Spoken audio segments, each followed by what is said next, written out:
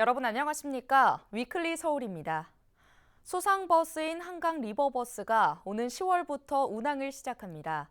선착장 7곳이 설치되고 요금은 3,000원으로 기후동행 카드로도 이용할 수 있는데요.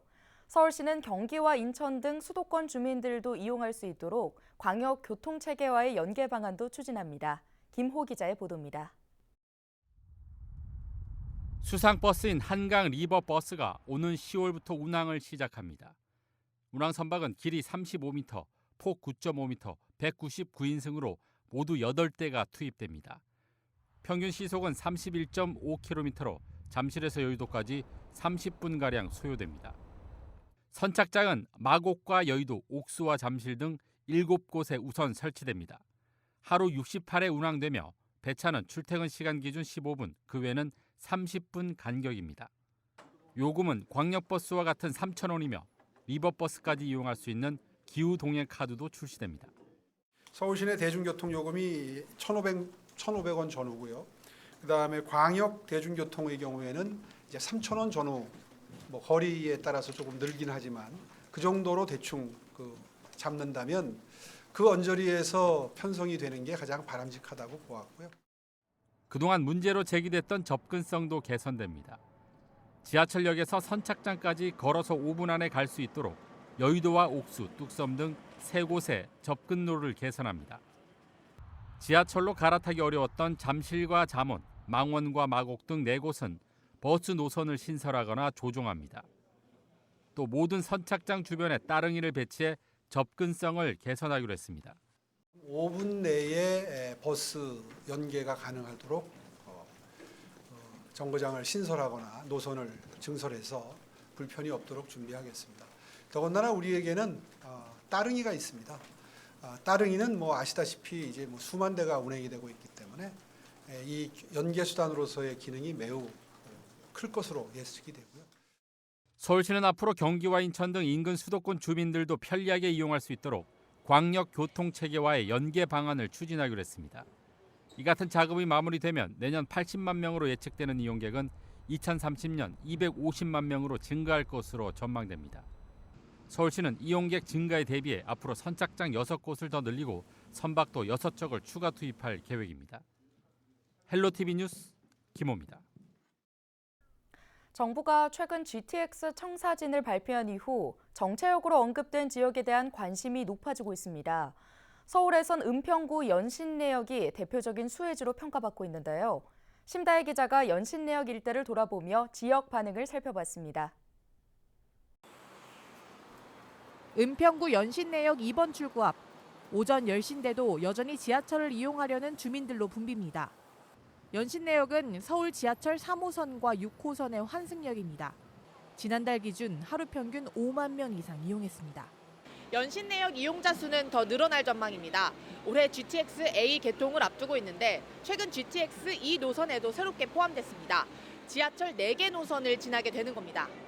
파주에서 서울과 동탄을 지나 평택까지 있는 A 노선. 서울에선 연신내와 서울역, 삼성 수서역 등 총 4개 역이 포함돼 있습니다. 오는 3월 수서 동탄 구간이 우선 개통할 예정. 올해 말 파주 서울역 구간도 개통할 경우 은평에서 서울역까지 5분, 강남까지는 10분 안에 도착할 수 있게 됩니다. 이 노선은 인천에서 서울을 지나 남양주까지 이어집니다. 당초 계획에 연신내역이 추가됐습니다. 주민들은 강남 접근성이 좋아지고 지역 경제도 활성화될 것이라며 기대하고 있습니다. 저희 친구들끼리 만날 때는 거의 서대문구나 마포 쪽에서 많이 만나거든요. 그래서 항상 노는 패턴이 한 비슷하긴 한 것 같은데 그쪽까지 많이 가서 놀 것 같긴 해요. 지금도 지하철이 2개나 있잖아요. 근데 심지어 저거까지 열리면 저희 장사 대박 날 것 같아서 기분이 너무 좋아요. 하루라도 빨리 열렸으면 좋겠어요. 은평구는 GTX 계획을 환영한다며 역세권 개발을 통해 연신내역 일대를 서울 서부권 중심지로 육성한다는 계획입니다. 지하 공간을 연결하는 것들을 저희가 많이 지금 중점적으로 생각을 하고 있고 또 지상에는 문화공원을 저희가 만들게 됩니다. 그래서 다양한 공연과 휴식을 할 수 있게끔 하고 또 이 상권이 전체적으로 또 연결될 수 있게끔 만들어야 되겠죠. 하지만 부동산 시장 반응은 그리 크지 않습니다. 고금리 상황에 부동산 침체로 교통 호재가 큰 영향을 미치지 못하고 있다는 분석입니다. 간간히 이제 문의는 있기는 한데 아직은 피부에 와닿는 것 같지는 않아요. 전체적인 경기가 어렵다 보니까 이게 좀 회복하는데 좀 시간이 걸리지 않을까. 전문가들은 GTX 개통 소식에 당장 집값이 고공행진할 가능성은 낮다고 조언했습니다. 헬로티비 뉴스 심다혜입니다.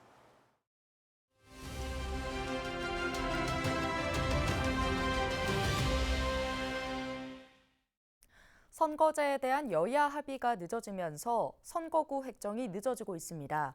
획정이 안대로 가게 된다면 수도권 선거구에서도 적지 않은 진통이 예상되는데 언제 어떻게 확정될지 미지수입니다. 이세진 기자의 보도입니다. 지난 12월 국회에 제출된 국회의원 선거구 획정안에서 재조정이 필요한 지역구는 30곳에 달합니다. 수도권에서는 경기도 부천이 4개 선거구를 3개 선거구로 줄일 것을 권고받았습니다. 현역 의원 4명이 모두 같은 당 소속이다 보니 선거구가 축소되면 당내 경쟁이 불가피합니다.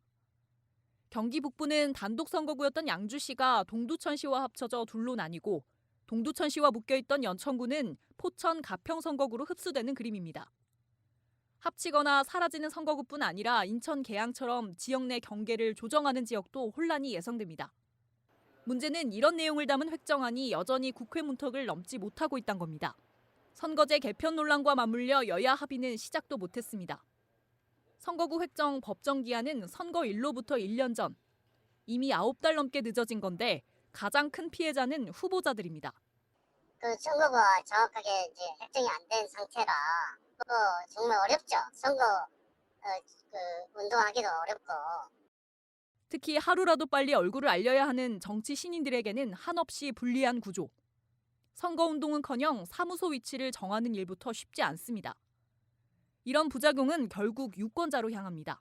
여기가 지역구민인지 아닌지 유권자가 아닌지조차 헷갈리는 상황에서 정치 신인의 경우에는 자신을 알 수 있는 기회가 원천적으로 차단, 배제되는 문제점이 발생한다 볼 수가 있고요. 또 하나가 유권자 입장에서는 자신의 총선 후보자가 누군지를 모르는 깜깜이 선거. 선거 때마다 이런 상황이 반복되다 보니 앞서 김진표 국회의장이 법정 기한을 선거 6개월 전으로 현실화하자는 제안도 내놨지만 여야 합의가 관건. 2달 앞으로 다가온 이번 총선이 또다시 깜깜이 선거가 될 것이라는 우려만 커지고 있습니다. 헬로티비 뉴스 이세진입니다. 22대 총선을 앞두고 선거구별 후보군과 민심을 알아보는 선거 레이더 시간입니다. 양천구 갑 선거구는 전통적으로 보수세가 강하지만 최근 2번의 선거에서는 진보 정당이 승리하면서 민심을 가늠하기 어려운 것으로 평가되고 있는데요. 재탈환에 나선 국민의힘과 지역구 수성에 나선 더불어민주당의 치열한 접전이 예상되는 양천구 갑 선거구를 김호 기자가 소개합니다. 서울 서남쪽에 위치한 양천구는 목동과 신정동, 신월동으로 나뉘어 있습니다. 이 가운데 양천갑 선거구는 목 1동부터 5동까지 신정 1동과 2동, 6동과 7동 등 모두 9개 동이 위치하고 있습니다. 높은 교육 열기와 함께 재개발, 재건축 이슈가 높은 만큼 부동산에 대한 관심이 높은 지역입니다. 그러니까는 집값이 너무 올라가니까 무섭죠.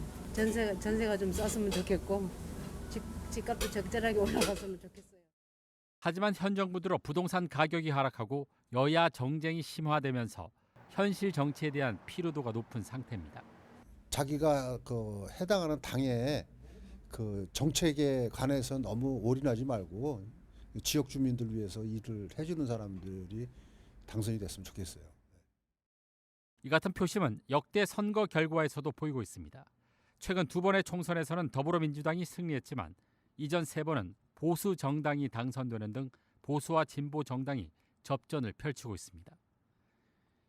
이번 총선에는 30일 현재 더불어민주당 2명, 국민의힘 2명, 무소속 1명 등 5명의 예비 후보가 등록을 마친 상태입니다.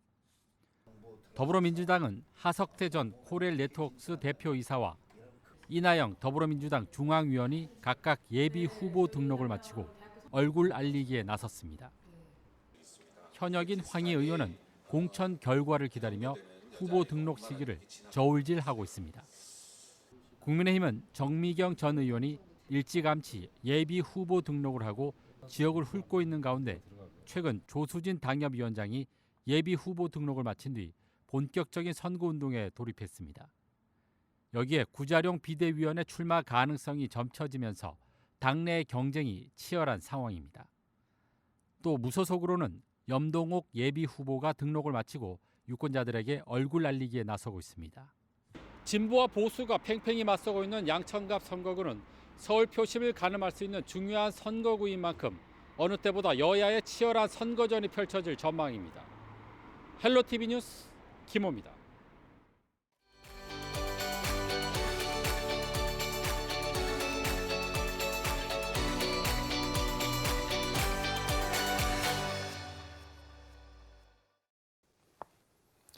민주주의의 꽃이라 불리는 선거, 대한민국 국회의원 300명을 선출하는 제22대 총선이 다가오는 4월 10일에 치러집니다. 오늘은 우리 선거의 역사와 함께 우리 국민, 유권자들이 그동안 얼마나 투표에 참여했는지 자세히 알아보는 시간 가져보도록 하겠습니다. 대한민국 총선의 시작은 1948년으로 거슬러 올라갑니다. 해방 후 처음 치러진 재헌 국회의원 선거였습니다.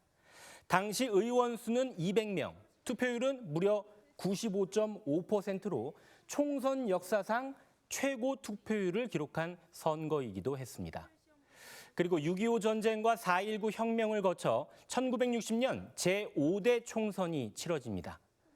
개정된 헌법에 따라 양원제가 실시됐고 투표율은 84.3%. 여전히 많은 유권자들이 투표에 참여했지만 이듬해 5.16 군사정변으로 국회의원 임기를 채우지 못하고 다음 선거로 넘어갑니다. 헌정 사상 최초로 전국구 비례대표제가 도입된 6대 총선입니다. 의원 정수는 175명으로 대폭 줄었고 투표율은 72.1%, 이전 총선보다 12% 넘게 투표율이 급락했습니다. 1973년 유신 헌법에 의해 치러진 9대 총선에서는 무소속 출마가 허용됐고 한 선거구당 의원 2명을 선출하는 중선거구제가 시행됐습니다. 71.4% 투표율, 6대 총선 이후 투표율은 70%대를 보였습니다. 시간을 좀 더 뒤로 가보죠. 1988년 서울올림픽이 열린 해 치러진 제13대 총선. 제도적 민주주의가 정착된 이후 최초로 치러진 총선입니다. 의원 정수는 299명으로 한 선거구에 1명을 뽑는 소선거구제로 전환됐습니다. 투표율은 75.8%를 보였네요. 자, 이제 2000년으로 가보겠습니다. 16대 총선, 20세기의 마지막 총선이었습니다. 투표율이 많이 떨어졌습니다. 57.2%. 정치적 무관심에 대한 우려가 나타나기 시작했죠. 이때부터 후보자의 전과 기록이 공개됐고 부재자 투표 안내문이 발송됐습니다. 2008년 18대 총선에서는 투표율이 46.1%까지 곤두박질 치면서 역대 총선 최저 투표율을 보였습니다. 19대에 들어서는 국회의원 300인 시대가 개막했고 총선에서 첫 사전투표가 도입된 20대 선거를 거쳐 21대 총선에서는 만 18세 이상 국민에게 선거권이 주어집니다. 역대 최저 투표율을 기록했던 18대 총선 이후 투표율은 꾸준히 올라 지난 총선에서는 다시 60%대 투표율을 회복하기도 했습니다. 77년을 이어온 대한민국 선거사는 대의 민주주의가 자리 잡는 역사적인 과정이었습니다. 아름다운 선거를 통해 미래를 그려나가는 힘은 여전히 우리 유권자들의 선택에 달려 있습니다. 슬기로운 유권자 생활 박희붕입니다.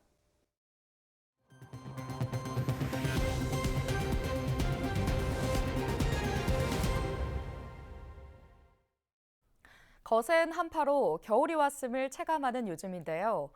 올겨울 처음 문을 연 중랑천 눈썰 매장이 강추위 속에서도 아이들에게 인기를 끌고 있습니다. 도심에서 즐기는 눈썰매 현장을 강현준 기자가 다녀왔습니다.